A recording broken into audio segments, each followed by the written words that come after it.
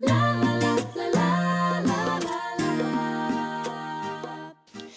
and welcome to Elizabeth's Craft Room.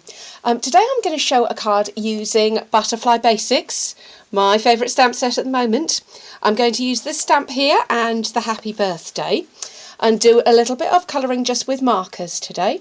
But I'm going to change it up with some different colours and just show how just changing the colours and the designer paper can make a real difference to the look of a card. So my background colour today is going to be Island Indigo, and instead of the pale background designer paper which I used on here, which is one of our celebration ones, today I'm going to use one from Birthday Bash. Now, these are a lot more vibrant, but I've got a choice of colours and we'll wait till the end to see which one I go for. So this one has got, let me just double check. It is Mossy Meadow, that's what I thought it was, yeah. So this one's got Mossy Meadow on this side, and then we've got a real nice combination of Mossy Meadow and Bermuda Bay and Calypso Coral and what's the yellowy one? We've got Crushed Curry. So we've got a really nice bright combination here. So depending on how the flower comes out, we'll decide which one looks better. Okay, my layers here, Mossy Meadow is 2 inches by 4 inches and my Whisper White is 1 by 3 3/4 inches. And I'm going to stamp this in StazOn because I'm using a water-based colouring media. So we don't want to lose the definition of the flower. So I'm just going to go ahead and stamp that down. It's such a pretty image, isn't it?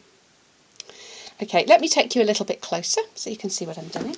Right, okay, so the colours that I'm going to use, I'm not sure if I'm going to go as dark as the Island Indigo, so I'm going to start with the lightest colour, which is the Pool Party, and colour in those flowers. Now these are actually a lily, and I don't really think you get blue lilies, but you know, you can have whatever coloured lily you like when you're a Stampin' Up stamper.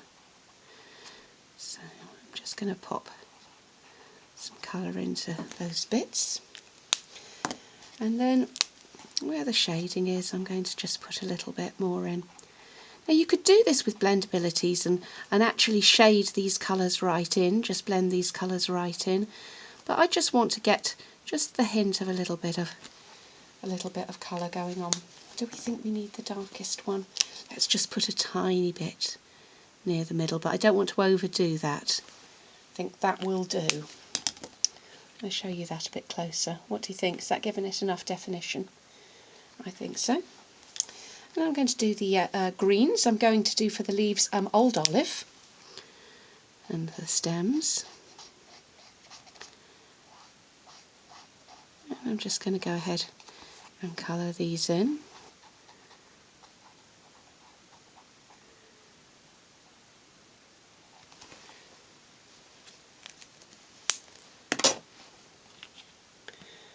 So I've gone ahead and finished up with the Old Olive, and then I'm going to go back in with the Mossy Meadow and just put a little bit of definition in on those pieces that are most shaded. And when I say shaded, I mean by Stampin' Up. The stamp has actually done the work for me. I don't need to figure out where the light's falling. I'm just letting Stampin' Up do it for me. There we go. You can see that's just brought that a little bit to life. Do you know, the only thing I really want to do is to take a yellow marker. I'm just going to go for the Daffodil Delight and put those stamens in yellow. I didn't like those in white. There you go. So let's layer up and see what we think with the new colours. I'll move my camera up just a little bit and let's see what we think. So let's attach those two together.